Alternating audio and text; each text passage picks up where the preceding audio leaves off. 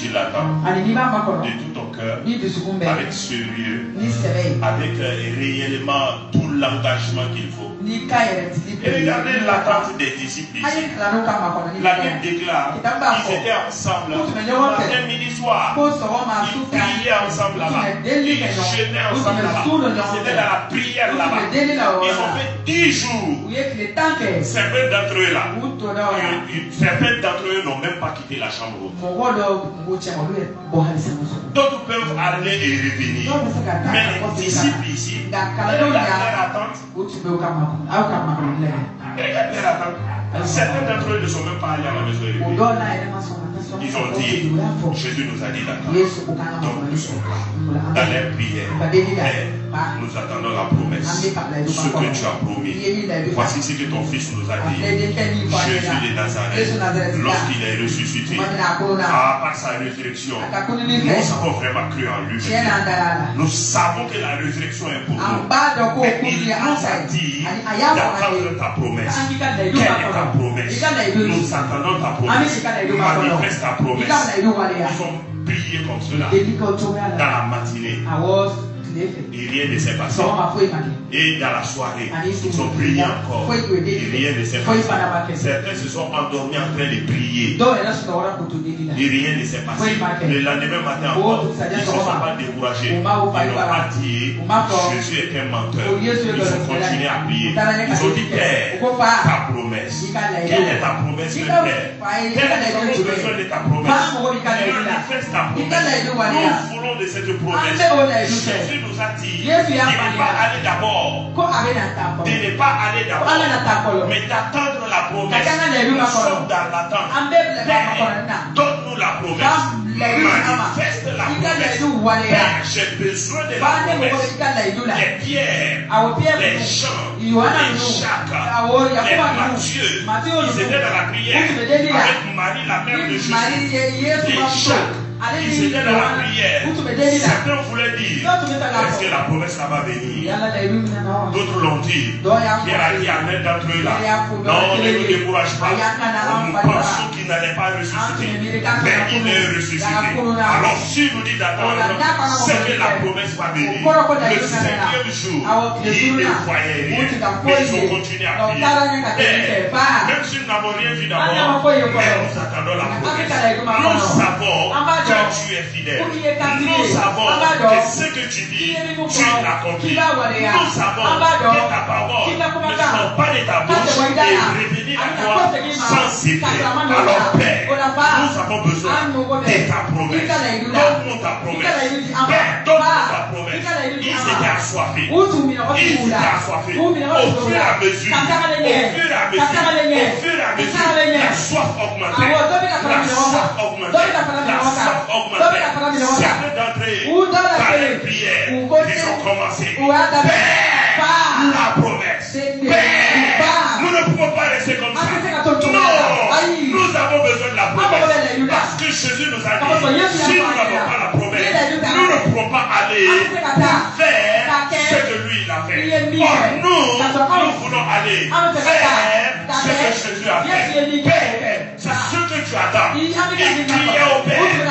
Il disait, Père, nous avons besoin de la promesse. Nous ne pouvons pas rester comme ça. Ils ont crié. Le 6e jour, le 7e jour, le 8e jour, et même le 9e jour. C'était on criait encore. D'autres criaient encore. Ils transpiraient. Ils se sont dit, il faut que la promesse vienne. Il faut que la promesse vienne. Il faut que la promesse vienne. Père, j'ai besoin de la promesse. Père, j'ai besoin de la promesse. Parce qu'un cœur aussi, peut crier en ce mois de mai. Voici le cœur de Dieu pour toi. Voici le cœur de Dieu pour toi. Mon frère, ma soeur, voici le cœur de Dieu pour toi. Tu es en train de prier. Tu es en train de faire beaucoup de choses. Mais il ne voit pas de foi. Il ne voit pas de foi. Il ne voit pas de foi. Il ne voit pas de foi. Dieu est le Dieu des assoiffés. Il est le Dieu des assoiffés. Il est le Dieu de ceux qui se sentent à l'aise. Ceux qui se suffisent à eux-mêmes. Ceux qui pensent que tout va bien déjà. Tout ce qui pensent qu'ils n'ont pas encore besoin de Dieu, Dieu n'est pas le Dieu de ces personnes. C'est pourquoi même s'il vient à quelqu'un, même s'il veut faire quelque chose pour quelqu'un, il viendra, il te demandera, qu'est-ce que tu veux que je fasse pour toi? Qu'est-ce que tu veux que je fasse pour toi? Il a besoin de voir la soif. Il a besoin de voir la soif. Il a besoin de voir la soif. Comme chez les disciples ici. Parce que il veut que tu sois rempli de son esprit. Il veut que l'onction du Saint-Esprit soit sur toi. Il veut que le son du Saint-Esprit soit sur toi.